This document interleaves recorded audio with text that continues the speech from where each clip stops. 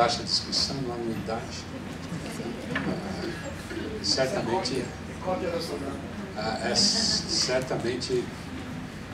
vai ser muito importante a participação de você. Obrigado pelo convite, obrigado, Morto, por ter lembrado o nosso nome. É muito... Qual é o número de fotos hoje? Qual que é? Qual é o número de fotos? Da sociedade, nós temos atualmente 1.700 e pouco, mas a maior parte são farmacêuticos, pessoal de enfermagem, que a gente é uma sociedade muito profissional. Muito profissional. De médico a gente deve ter uns 400, mais ou menos. Mais ou menos. A maior parte infectologista. Mas a gente tem muito pediatra e neuropediatra. Tem tido bastante. E obstetra e ginecologista. Mais uma vez, obrigado. Eu acho que nós, a nossa sociedade, ela foi criada, acho importante essa apresentação, porque inclusive nós somos algumas vezes questionados quanto a isso. Desde 86, aqui no Brasil, nós temos vivido epidemias de dengue, das maiores do mundo. Nos últimos 30 anos, então, e nós temos visto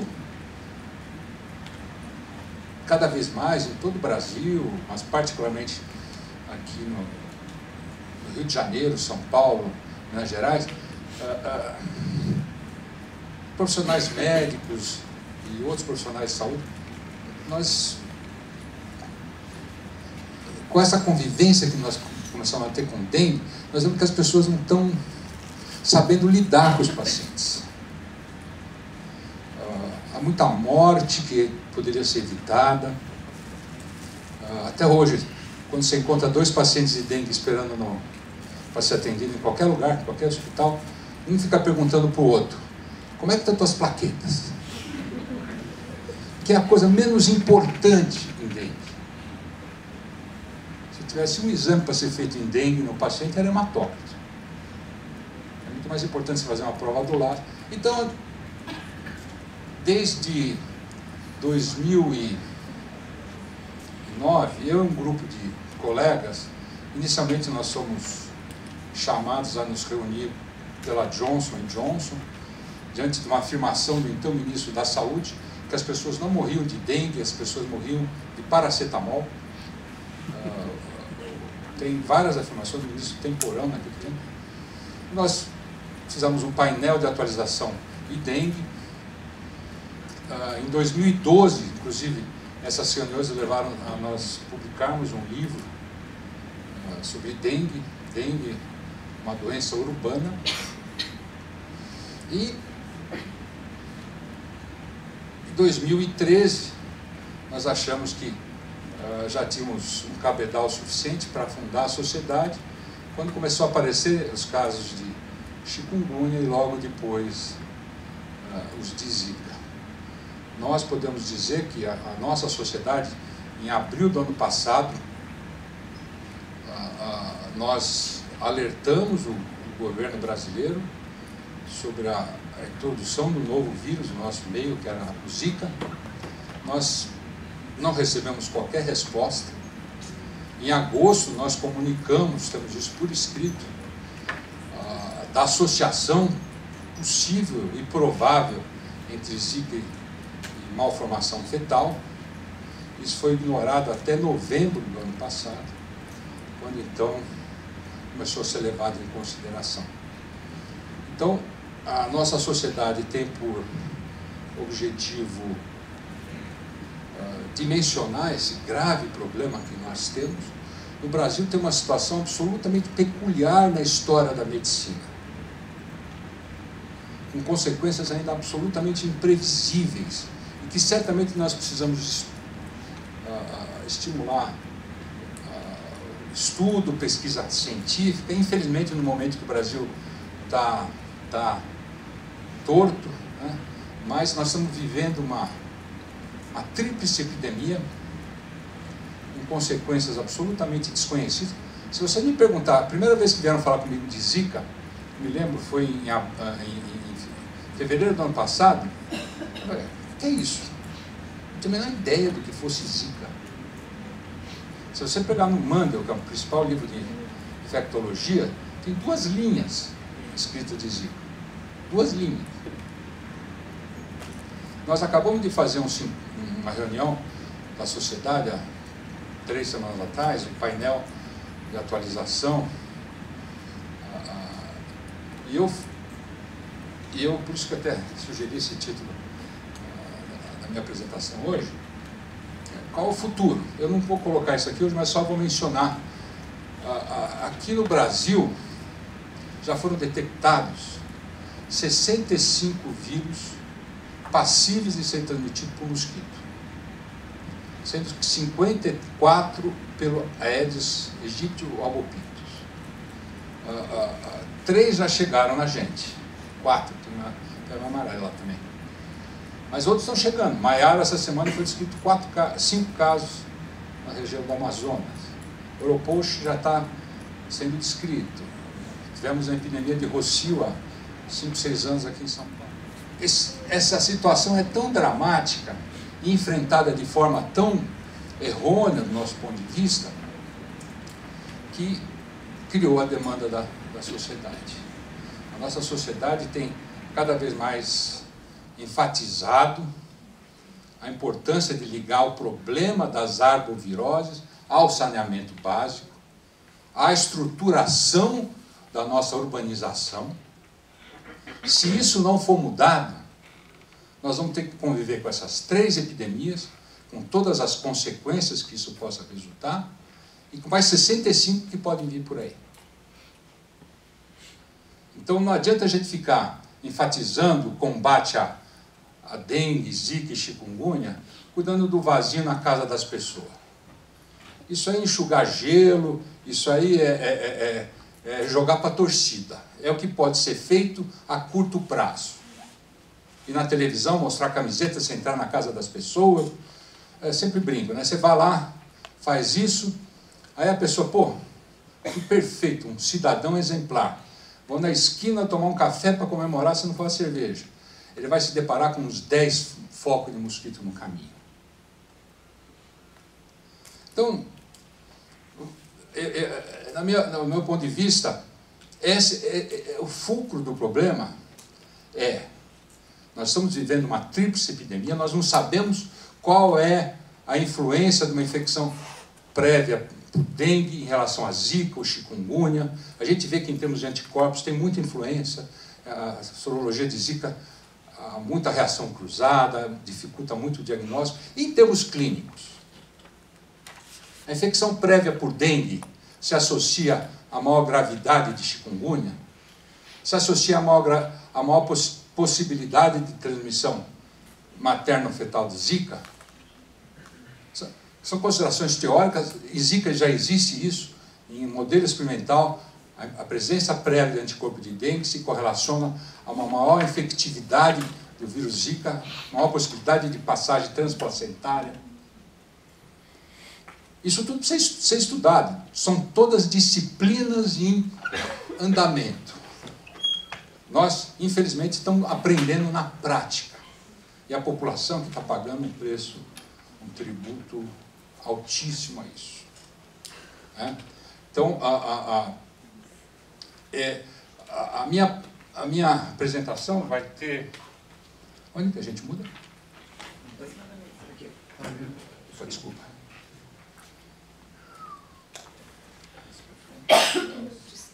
Obrigado.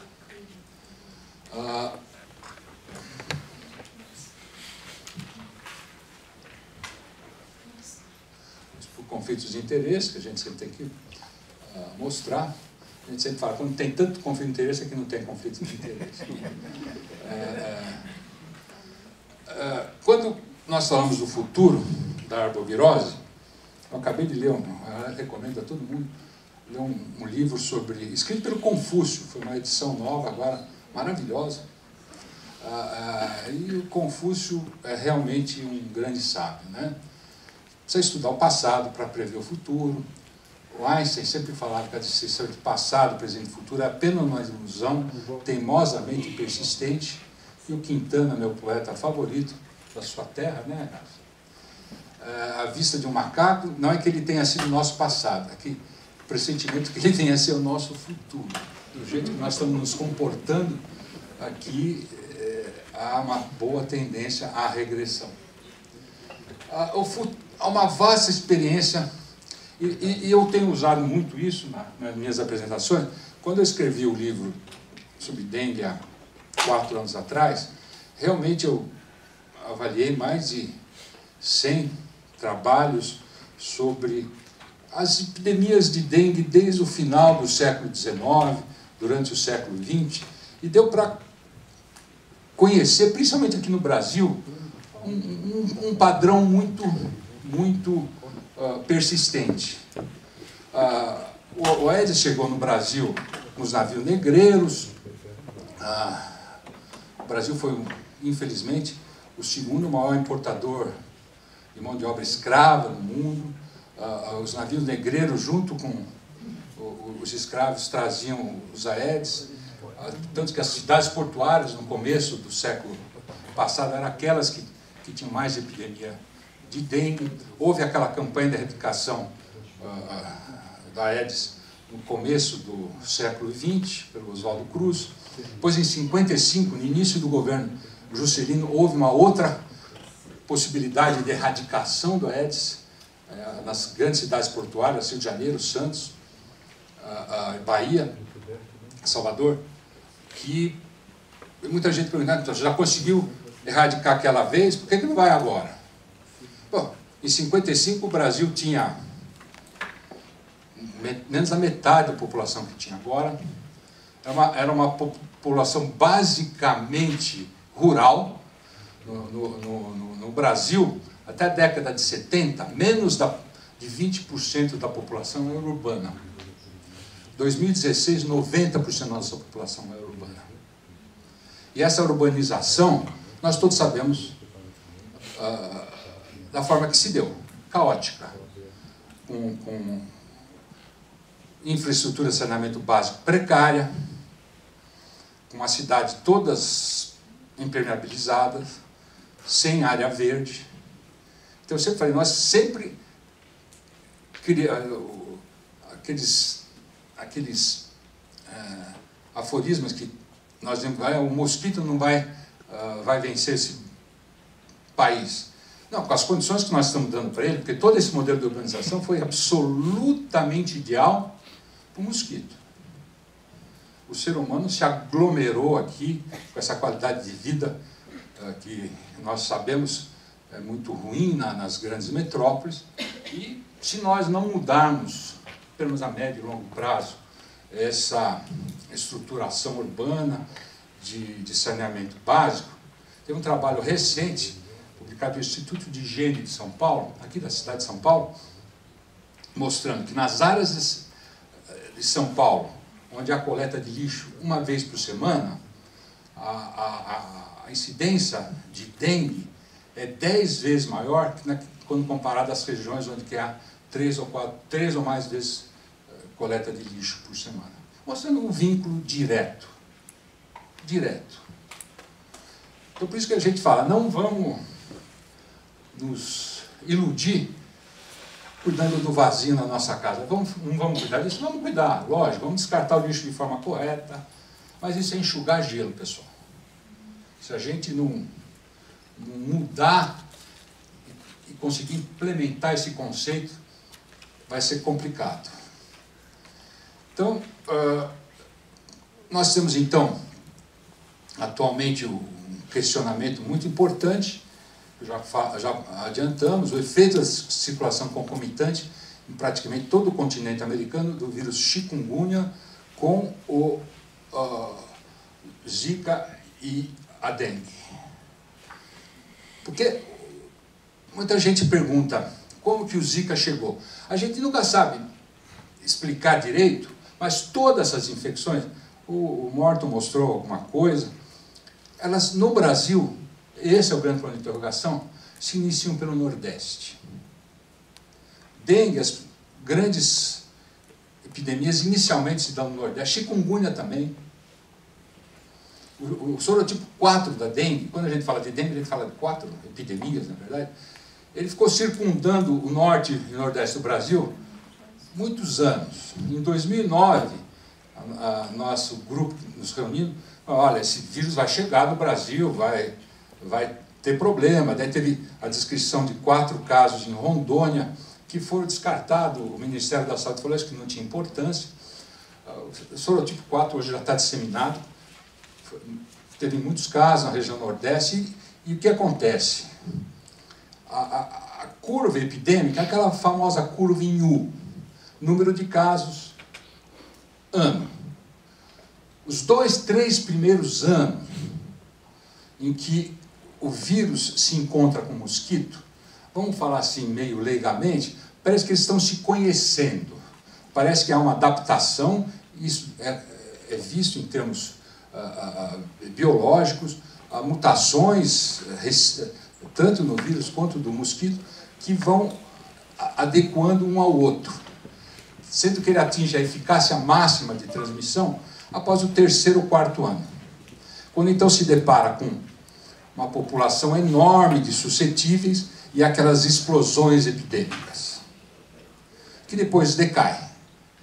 As nossas autoridades de saúde normalmente pegam a segunda parte da curva em U e falam que isso é efeito das campanhas dele. Que na verdade é mais efeito do grande número de pessoas que se infectaram previamente. Porque a população de mosquito, esse ano, divulgado na sexta-feira, o LIRA, que é um método, uma ferramenta que permite prever quais vão ser as cidades que vão ter ou não epidemia, no Brasil foram identificadas 856 cidades em estado de alerta ou atenção. Quer dizer, o potencial de ter grandes epidemias dessas 3 doenças agora nesse verão. E o grande problema que nós temos, eu vi a discussão anterior, é o diagnóstico. Para nós mapearmos isso, inclusive para nós identificarmos essa correlação entre infecção prévia e atual ou sequencial, nós precisamos de testes de diagnóstico.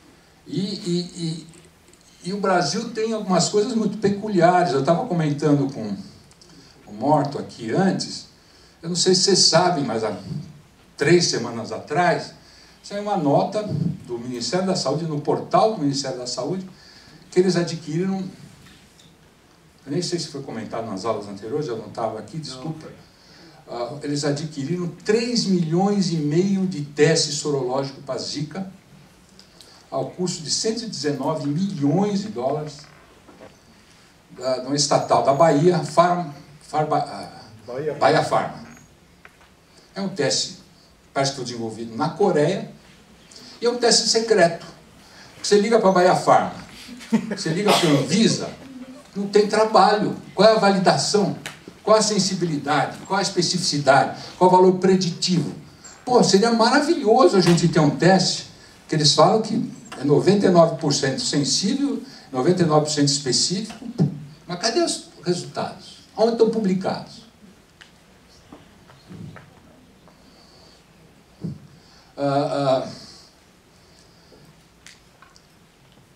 A história da epidemia da dengue, que nós já conversamos, adiantamos um pouco, ela vem lá do começo do século passado, ele só começou a ser realmente identificado na década de 40. O Sabin participou da identificação de uma outra cepa do dengue em 45, uma cepa isolada na Nova Guiné, e que foram, na verdade, depois caracterizadas como os vários sorotipos. Há a descrição recente de um sorotipo 5 em uma região da Indonésia. Nós não sabemos se isso vai ter relevância. Essa descrição já tem 5 anos, mas nunca foram relatados casos fora da Indonésia. O impacto trazido pela circulação do vírus da dengue é enorme. Nós sabemos que há 50 milhões de infecção por esse vírus por ano, abrangendo aproximadamente 100 países de todo o mundo. Então, as condições favoráveis à proliferação do mosquito, observadas em várias regiões do mundo, fazem com que as perspectivas quanto a uma disseminação ainda mais ampla sejam preocupantes. Quando começou a ter casos nos Estados Unidos, embora a transmissão autóctone ainda seja limitada, a gente começa a se preocupar mais ainda, né? À medida que o Aedes evoluiu, passou a se tornar intimamente associado aos hábitos dos seres humanos, preferencialmente neles se alimentando e compartilhando seus domicílios, ela se tornou uma espécie extremamente eficiente em termos de vetor. Ele vai se adaptando. Na década de 70, quando você fazia um corte transversal numa fêmea de Aedes, você ia encontrar no estômago dela 90% de seiva e 10% de sangue. Se você pegar qualquer Aedes circulando, tem um trabalho desse em 2015, é o contrário. É 90% de sangue e 10% de seiva. Por quê? Porque tem muito mais pessoa e tem muito menos verde. É lógico. E ele se adapta. No início ele só proliferava em água limpa, uma quantidade razoável de água, seu voo tinha um alcance limitado. E ele vai se adaptando. Hoje em dia o Aedes voa tranquilamente 50 metros, tem alguns relatados até 150 metros. A predileção de voo entre 9 da manhã e 1 da tarde, mas existem relatos recentes aqui na cidade de São Paulo, identificando voo noturno de Aedes, principalmente em regiões muito iluminadas, principalmente por lâmpada LED. A gente não sabe se isso tem alguma relevância, mas foi visto na prática. E ele vai se adaptando a essas condições que nós propiciamos a ele. Então, essas condições foram que consubstanciaram as grandes pandemias de dengue relatadas durante o século XVIII, XIX e início do século XX. Quando podemos recordar que foi a época de grande desenvolvimento da indústria naval, que se deu paralelamente à grande urbanização das cidades portuárias, que cresciam em resposta à demanda do incremento do tráfego oceânico.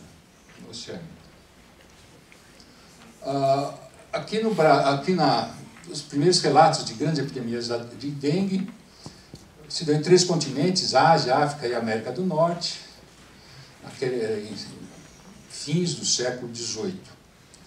A partir de então, inúmeras epidemias de dengue foram descritas, a maior parte delas descritas a partir de 45, descrita antes de 45, não puderam ser plenamente caracterizadas porque não tinha disponibilização de recursos laboratoriais. Mas algumas características foram então estabelecidas. Epidemias de menor monta, de uma doença que se assemelhava à dengue, se moviam através de países numa mesma região geográfica, as quais se sucediam epidemias de maior monta que se desenvolviam em outras regiões. Por quê? Porque iam encontrando uma população suscetível. É o que vem acontecendo com a Zika, que aconteceu com a chikungunya. A dengue atualmente é uma doença que cada vez mais vai tender a ser pediátrica. Há uma grande discussão. Agora, no lançamento da vacina de dengue da Sanofi Pasteur, no fim se comprovou que era uma vacina que seria mais útil quando utilizada numa população já previamente exposta ao vírus da dengue. Se você tiver 50% das pessoas com exposição prévia ao vírus da dengue, a eficácia dela, em termos de proteção contra a doença e até contra a proteção de forma grave, é muito maior. Aí eu pergunto, o pessoal da Sanofi fez esse estudo aqui para saber qual é a prevalência da infecção no nosso meio? Eu não vi.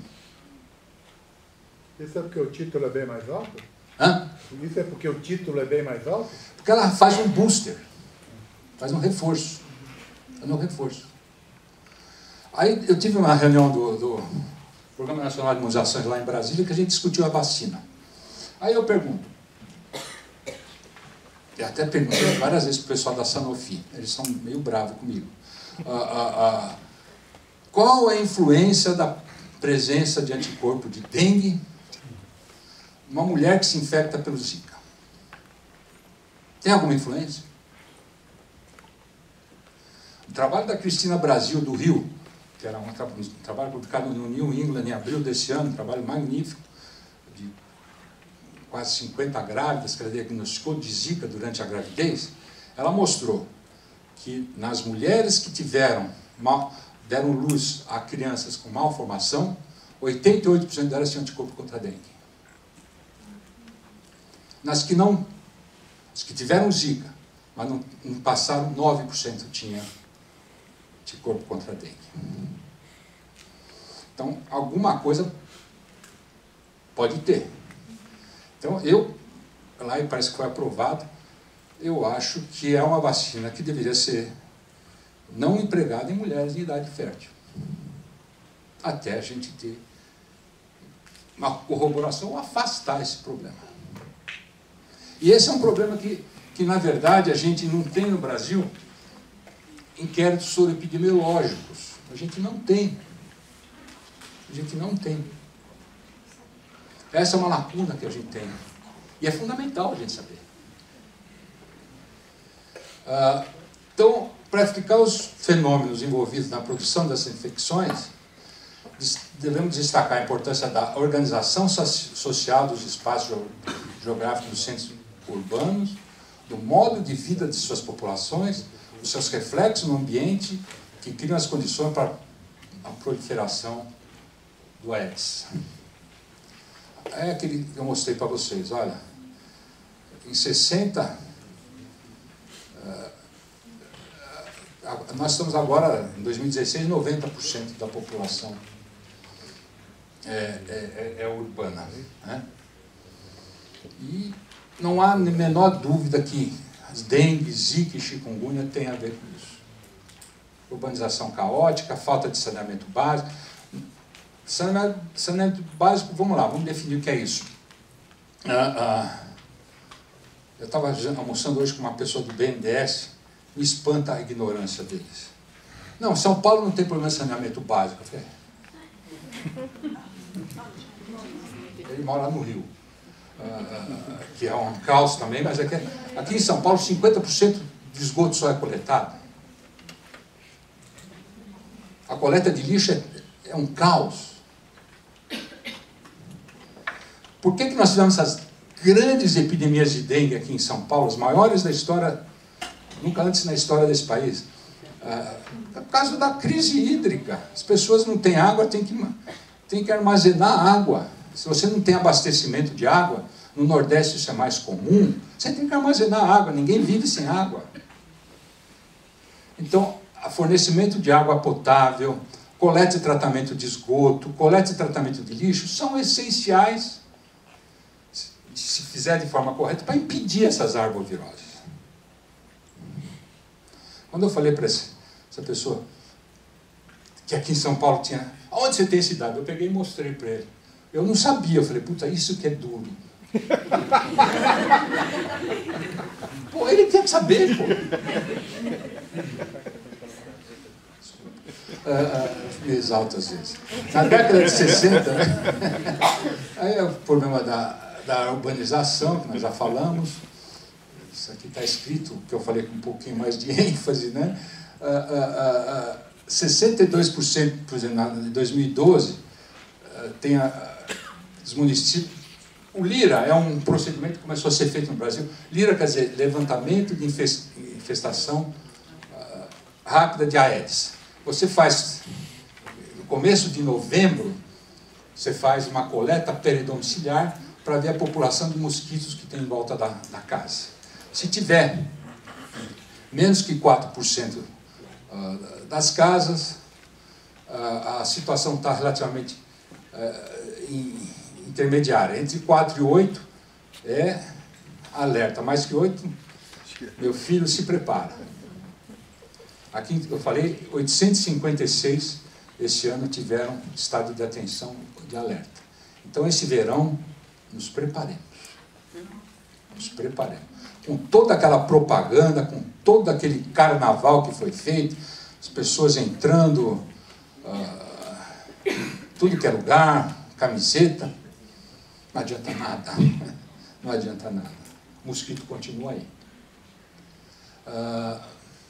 A situação atual e preocupante das arboviroses reflete um complexo contexto, aqui dá nó na língua, né? Complexo contexto, no qual interage entre si ineficácias gerais de atuação do poder público e da sociedade em geral. Eu fui chamado, eu sempre conto essa história, no começo de outubro, eu recebi um convite lá da Central Globo de Jornalismo, uma pessoa lá uma instituição chamada Trata Brasil, que é uma ONG que cuida do saneamento básico, mais 2 pessoas, para discutirmos com jornalistas da Globo perguntas que eles podiam fazer para os candidatos a prefeito esse ano. Fiquei uma tarde inteira lá, da 1 às 5. O pessoal gostou das perguntas. Sabe quantas foram feitas? Nenhuma. Nenhuma. Ninguém cobra dos nossos governantes. O que você vai fazer para o saneamento básico? Qual é o teu projeto? Passar cano por baixo? Não dá voto para ninguém. O que dá é um monte de outras coisas que eu não vou falar, né? Então, já houve constatação de casos esporádicos de febre amarela em alguns centros urbanos brasileiros. Agora, recente, em Ribeirão Preto, em Rio Preto, se capturaram macacos nas praças centrais dessas regiões com febre amarela. Então, vai ter que realmente se reavaliar. Quem nunca tomou a vacina de febre amarela tem que tomar. Ela está incluída agora no calendário de vacinação, ainda bem. Uma dose só basta, porque ela também está nos circundando. Então, dengue, zika e chikungunya, quais são as perspectivas? Os condicionantes dessa expansão das arboviroses na América e no Brasil são similares e se referem ao modelo de crescimento econômico implementado, que é caracterizado pelo crescimento desordenado dos centros urbanos. Um dia a gente fez um levantamento lá no Instituto Trata Brasil. São Paulo quer ser uma grande Nova York, bonito, cheio de prédio. Nós temos 10% da quantidade de cano que tem na cidade de Nova York, aqui na nossa cidade. Com mais população. Lá eles têm 500 quilômetros de metrô, aqui a gente tem 60. Mais ou menos esses são os problemas. Repetindo que o Brasil concentra mais de 80%, quer dizer, quase 90% da sua população em áreas urbanas, com importantes lacunas no setor de infraestrutura, tais como dificuldade para garantir o abastecimento regular e contínuo de água, assim como a deficiente coleta e a destinação dos resíduos sólidos. Lixão ainda é uma realidade aqui em nossa cidade, infelizmente. Você sabe, nos últimos 10 anos, eu morei muito tempo no Itaim, mudei há 2 meses atrás, não Itaim, lá da Zona Leste, Itaim Bibi, o metro quadrado mais caro da cidade de São Paulo. Sempre está entre os 5 primeiros lugares de incidência de dengue na cidade de São Paulo. Por quê? Vai lá, a gente que mora lá, a gente vê caçamba para tudo que é lado, cheio de construção com água parada. Então, é uma doença, nesse aspecto, democrática também, né? A gente vê os pronto-socorros dos nossos hospitais privados cheios, Einstein, Sírio, Oswaldo Cruz, tem que criar senha de atendimento. Agora, janeiro, fevereiro e março, vai ter muita dificuldade. A acelerada expansão da indústria de materiais não biodegradáveis, além das condições climáticas favoráveis, o aquecimento global tem um papel nisso, conduzem a um cenário que impede, pelo menos a curto prazo, a proposição de ações visando a replicação do vetor transmissor. O que vai sobrar para prevenir atualmente? Cuidar do vazio, né? E repelente. repelente. Tem que se orientar melhor as pessoas a usar repelente. Eu acho que devia ser barateado o curso de repelente. O Expose, a icaridina, é o mais eficaz deles, mas é muito caro. E tem algum problema, você vai estudar DET, o Office que tem aí, a concentração do DET dos nossos repelentes aqui do Brasil é de 8 a 11%. Aí você compra um DET, um OFF, lá na Europa, nos Estados Unidos, 24 a 25% de concentração. Mas por que isso é diferente? Eu tenho 6 questionamentos que eu mandei para a Anvisa, através da sociedade. Nenhuma resposta. Nunca tive resposta. Porque todos os estudos de repelência são feitos baseados naquela concentração. E outra coisa, baseado em temperaturas abaixo de 25 graus. Então você vai passar um OFF, como está escrito na bula, cada 3, 4 horas, a repelência vai ser muito menor do que você está prevendo. Então o OFF tem que passar no máximo a cada 2 horas. A icaridina está escrito lá para passar a cada 8 horas. Ela foi testada. A icaridina, existe o produto aqui, o Expose, que tem a concentração padronizada. Está sendo lançado um agora, não sei se já ouviram falar, o SBP, esse mesmo que inseticida, ela tem um SBP com icaridina, para passar na pele. Ele contém metade da concentração de icaridina. Foi aprovado pela Anvisa. Também foram testados, só do SBP, foi testado no máximo a temperatura de 27. Hoje aqui, por exemplo, esses 30 e poucos graus que a gente está, quanto tempo vai manter a